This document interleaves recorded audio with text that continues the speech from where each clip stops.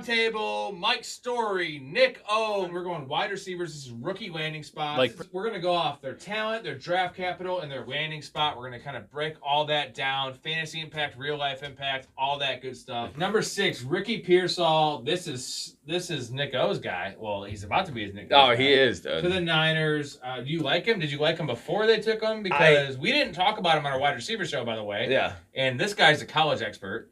We went through 12 or 13 guys, and he was right on the cusp, right? We did not talk about him. And I don't know about him. I know he's a great route runner. I think he is a Hunter Renfrow type, which he is. Is that a racist? White racist? I don't think so. Not the if he plays like it. I got a different white receiver comp, if that's any better. What do you got? Adam Thielen. Ooh. Adam Thielen.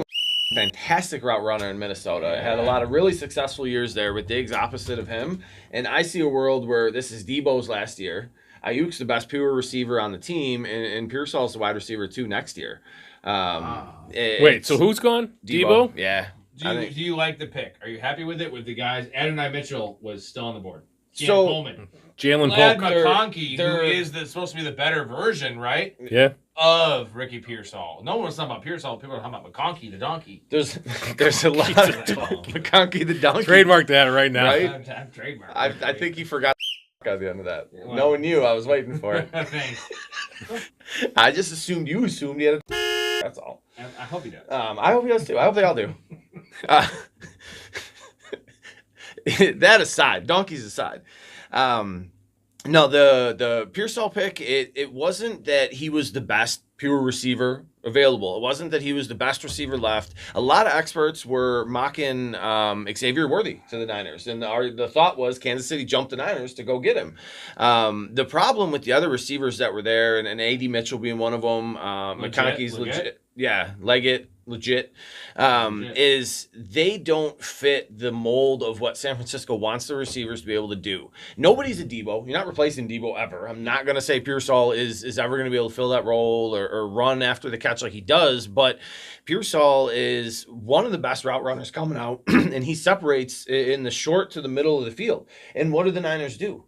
Brock Purdy processes very quickly. He gets the ball out of his hands quickly to his playmakers. And if you can separate his 10-yard split on his 40 was like 1.49 or something fucking insane. Like the fit for what that team is, plus his willingness to block.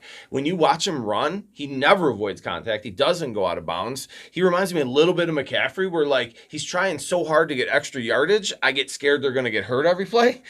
Like that's how this guy runs, man. Like he's a dog. Like if you want to designate it that way, like he's got that drive in him. So I don't think there's a better fit, man. I'm super excited about it. That's saying a lot for a guy that I don't think anybody had mocked into the first round. No, he was a third round pick, yeah. Right? So definitely a surprise that he gets picked there, but.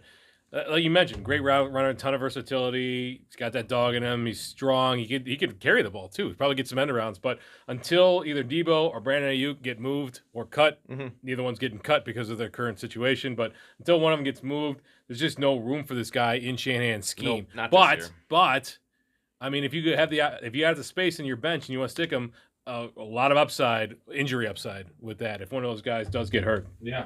All right, number 7. My guy, our guy, Xavier Legette, the man. Love this spot. Number 32, last pick of the first round, Carolina Panthers. Love what they're doing. They took Mingo last year early. And they took this guy this year early. They have Mingo and Thielen right now as their top dogs. They got rid of DJ Chark, I believe, right? He's gone. So it's those guys. They don't have a tight end. It's Tommy Tremble. It's a couple guys. I love him. I'm a big fan. This dude is raw, but if they can use him, I mentioned this in another show, if they can use him in the Debo-like role, in terms of, he is a deep threat. That is his ideal role. If they can use him in terms of 3 to 4 to 5 touches, end around, handoff, those kind of things. Oh, he's a really physical guy, and I think he's capable of doing it. And, you can open up the field for Thielen, who's still a good route runner and doesn't rely on speed. Kind of like Keenan Allen, right? Like, doesn't rely on speed. They get open. I like the fit. I think if Bryce Young's going to take a step forward and if this team's going to move forward, Legette should be a big part of this offense. Yeah, I mean, powerful open field runner. I think he had 10 receptions of over 30 yards downfield, which was second or third most in FBS last year. Lots of versatility, but he's raw, like Rob said. So there's a chance that this is another fall on your face Mingo situation. All of that said, I love this guy, and I love what his tape at South Carolina was just something. I mean, I don't think I saw somebody with better body control than Xavier Legette. I mean, maybe the kid from Missouri, but Luther Burden. But this guy, they're going to, come hell or high water, the Panthers are going to force the issue with Bryce Young one way or the other. Yeah. And I think they panicked a little bit. They saw a little bit of a run there on wide receivers, and then it kicked off a little bit deeper run. But, I mean, perfect range for him to be taken, end of the first round, which means they pay him more than a second-round pick. He's going to be on the field very, very quickly. With 50-year options, I think, too. You mentioned the Mingo thing, right? You compared to Mingo. Prospect-wise, I think he's a better prospect. I do like Mingo. We love Mingo. But here's the difference in my mind. Mingo was asked to play pure X last year. Literally, line up outside, run down the field with no O-line and a quarterback that's 5'10". Yeah. This guy has more of the upside of we're going to try to creatively, hopefully, get the ball in your hands. We're going to do some of the other stuff we're talking about, too. And the draft capital and the athleticism. They would be remiss not to get the ball in this guy's hand 2 to 3 to 4 times and just in misdirections and screenplays, and then the rest of the stuff will fall into play, right? Yeah, and he brings a vertical threat that no one else on that team has. Even right Mingo was not the 40. Nope. This guy is DK Metcalf, man. Like, he has a 4.3 speed base. With that speed, whether he's raw, yes, his hands not the best. It's a beautiful situation. Think about what Dave Canales did with Mike Evans in Tampa Bay last year. Because Bryce Young isn't too far behind Baker, right? They're well short. Sorry, Barker. Number 8, which is funny. Now, it's funny. We're talking about these great situations now. Like, we had a couple guys we didn't like. Worthy, Adunze, Pearsall, like, in terms of his third in the depth chart. Now, these guys. Number 8, Keon Coleman. He is now the number 1 receiver for the Buffalo Bills and Josh Allen, number 33 overall, first pick of the second round. Man, you know what their depth chart is right now? It is Khalil Shakur, who I kind of like, and then Mac Hollins. But they do have the 2 tight ends, which they're going to use in Dawson Knox and Kincaid. Dalton Kincaid. But this guy is slotting in right away to that, what we talk about the Mingo role, which did not work. But you mentioned on the running back or the quarterback pod, Curtis Samuel's there in Buffalo now too. Yes, he's going to have his one role, but he's not playing outside. Okay. Who's playing outside? Who's taking Gabe Davis's role? Mac Hollins. It's Keon Coleman, man. No, it is Keon Coleman. And the thing is, 33 doesn't seem like that crazy. They traded down multiple times to get to this spot, and they ended up with him. They could have had Xavier Legette. They could have had Pearsall. They could have had Worthy. And they chose that they could have had Adonai Mitchell, right? Who actually comps great to that, the speed guy. And they chose Keon Coleman, who didn't have the best metrics, but he's a gamer. He's Kenny Galladay, is who I called him. And Kenny Galladay came in right away with Matt Stafford. What do? 68 catches, 70 catches, 1,000 yards, 12 touchdowns, 11 touchdowns. That is Keon Coleman. This is my favorite landing spot from like a post 3 guy. He's ready to play right away. Do you think he leads the Bills in targets this year over Curtis Samuel? Well, he might, but valuable targets, right? Yeah. Like, certainly higher value targets. 120 targets. Big body wide receiver, right? What is he listed at? 6'3", 6'4"? He's big. And he ran a 4.58. That's why he fell. He's thin, though. 210, 215. Yeah, he's big enough. Yeah. Dude. That's not that thin. He's good. I like him. Yeah. I think he was the safe pick right there. I think the Bills probably had a lot of receivers that they ranked close together. But they didn't want a project, right? Mitchell's a project. Yeah, this guy exactly. Mitchell's a better prospect. Yeah, you don't want just the fast guy to scream down the field. You want the reliable guy that's going to move the chains. And that's what they're going to do. I think that they're still trying to rein Josh Allen in. I say this every year, but trying to rein him in and not run so much. Trying to rein him in and not take so many chances. And Coleman's the safe play there. So I get it. He's the reliable incredible hands. He's the big dude. Should be able to get the contested catches on the outside. Outside of Shakir, like, what speed do they have, man, to open the field up? They don't, and this guy clearly doesn't have it. Mm-mm. Right. So Gabe Davis. And how fast is Shakir? I don't even know offhand. I just feel like he plays fast when I watch him. Okay. But like the thing is, it's like, we talk about Gabe Davis, whatever his deficiencies, but Gabe Davis is a faster player than Keon Coleman. Oh yeah. And we saw yeah. goose egg, right? And then 7 for 144 and 3 touchdowns. But all things considered, this guy's going to make an impact right away, real life and definitely fantasy, because where you're going to get him is great because he's not a big name. He went a little higher than people thought in the draft. But Sure. Clearly they targeted him because they traded down twice. And this is what they ended up with. I doubt they didn't have a plan in place to have him, because they could have had Worthy. They could have had Legette. They could have had Pearsall. Yeah, They could have traded up to get Brian Thomas if they wanted to, right? Because they were at like 24, Yeah. 25, and they didn't do that. Same thing Niners could have probably done with Pearsall, is move back, but they were just, we all agree this they is had the fit. to do it though because their defense is decimated. They needed those safeties in the 3rd and 4th round. But I don't think they need their calling Carter's offense, right? It's Josh Allen. You got to get the guy someone that can play. Yeah. They must think he can play, and they're going to give him every opportunity. Is my thing. He's going to. I think he can play. Yeah. Story, you think he can play? Yeah, I think I think you're. It sounds like you're all in on Keon Coleman this year. Is it more so the talent, or is it the volume? It's everything. He's going to eat up a lot of talent, Diggs' targets. I think he's underrated. I think you look at the 4.6 40, and you're like, he's bad. Well, but he don't play Kenny that slow Galladay either. also was that, and Kenny Galladay with Matt Stafford was a downfield threat. Right? He wasn't burning guys, Yeah. but the 50-50 balls are 65-35. And I think Keon Coleman can be this guy, and Josh Allen extends plays. Yeah, I mean, So you don't need the speed. The interesting thing about Coleman is Jordan Travis pulled a lot of targets out of the offense last year just from pulling the ball down and running at quarterback, and Keon Coleman still had 11 touchdowns. And led the AAC. That's why I love having these guys. Who is that? The quarterback? He's the quarterback from Florida State who got hurt on the 2nd or 3rd to last game. He got the hip drop tackle. They didn't. Yeah. They should I outlaw didn't know those. his name though. That's why I thought have they this did, show, didn't it? and I doubt many people listening will know that name. That's why you watch the show, right? It's not Get- just about get the more guy. learned. You gave us information. He did get drafted. Where did he go? Packers?